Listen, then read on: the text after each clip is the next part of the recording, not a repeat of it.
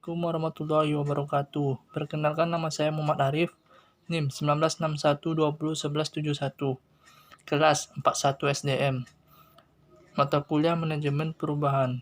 Di sini saya akan menjelaskan dari materi bab 3, yaitu pendorong perubahan organisasi.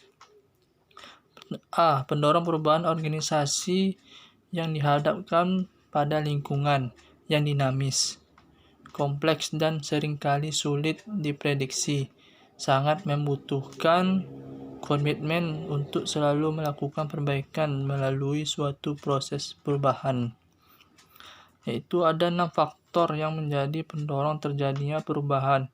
Yang pertama, perubahan teknologi yang terus meningkat. Kedua, persaingan semakin intensif. Dan ketiga, pelanggan semakin banyak tuntutan. Keempat, profil demografis negara berubah. Yang kelima, privatisasi bisnis milik masyarakat. Yang keenam, pemegang saham minta lebih banyak nilai. Dan adanya kekuatan yang sifatnya di luar kontrol organisasi. Yang pertama, perubahan terencana. Kedua, perubahan yang tidak terencana. Ketiga, kekuatan untuk perubahan Robin. Keempat, menggerak perubahan Anderson. Kelima, aspek perubahan Kahn. B. Faktor proses perubahan komunikasi. Berperan menjembatani perbedaan dalam masyarakat karena mampu merekatkan kembali secara sosial. Secara garis besar, komunikasi sebagai proses sosial di masyarakat memiliki fungsi-fungsi sebagai berikut. Yang pertama, komunikasi menghubungkan antara komponen masyarakat. Yang kedua, komunikasi membuka peradaban baru manusia. Yang ketiga, manusia adalah manifestasi kontrol masyarakat.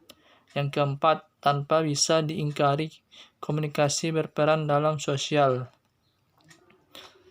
Yang kelima, seseorang akan diketahui jati dirinya sebagai manusia. C. Kecepatan perubahan. Adanya pemeran utama sehingga menyangkut pula tanggung jawab, yaitu disebut sebagai berikut. Yang pertama, change advocates. Langkah pertama yang dilakukan adalah mencari sponsor-sponsor. Kedua, sponsor-sponsor harus memahami perubahan, mengelola atau mengawasi perubahan. Yang ketiga, change agents. Change agent tidak membuat keputusan untuk berubah. Yang keempat, target. Target adalah seseorang yang harus berubah. Yang kelima, stakeholder. Mereka semua yang terlibat dan dipengaruhi oleh perubahan dinamakan stakeholder, termasuk semua. D. Tarik ulur stabilitas dan perubahan organisasi. Pandangan klasik mengatakan bahwa stabilitas organisasi menjadi penting karena organisasi bisa berkinerja dengan baik jika dan hanya jika didukung oleh keadaan organisasi yang stabil. Buku yang sangat populer mengumpamakan organisasi dengan 8 metafora, yaitu pertama, organisasi dipandang sebagai mesin. Organisasi dipandang sebagai organisasi hidup. 3. Organisasi dipandang sebagai pusat. Keempat, organisasi dipandang sebagai budaya. Yang kelima, organisasi dipandang sebagai arena politik. Yang keenam, organisasi dipandang sebagai alat pengendali psikis. Yang ketujuh, organisasi dipandang sebagai tempat perubahan dan alat transformasi. Yang kedelapan, organisasi dipandang sebagai alat dominasi. E. Keengganan organisasi berubah.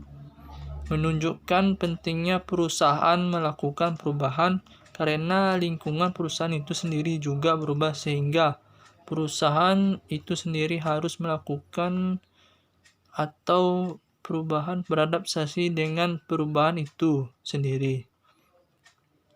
Kotter dan Stackelsinger menunjukkan bahwa ada 4 alasan utama mengapa orang menolak perubahan. Yang pertama, mereka takut kehilangan sesuatu yang berharga. Yang kedua, mereka gagal untuk memahami perubahan dan implementasi. Yang ketiga, mereka percaya bahwa perubahan tidak masuk akal.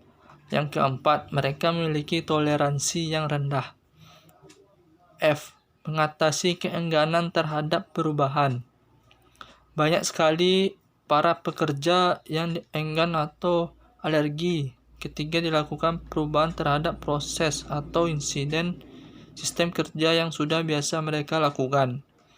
Ada beberapa bentuk alasan yang menyebabkan orang enggan terhadap perubahan, yaitu pertama, alasan emosional.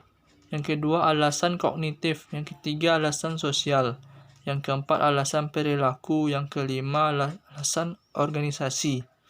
G. Ciri-ciri pendorong pengembangan organisasi. Yang pertama, merupakan strategi terencana dalam mewujudkan perubahan organisasi.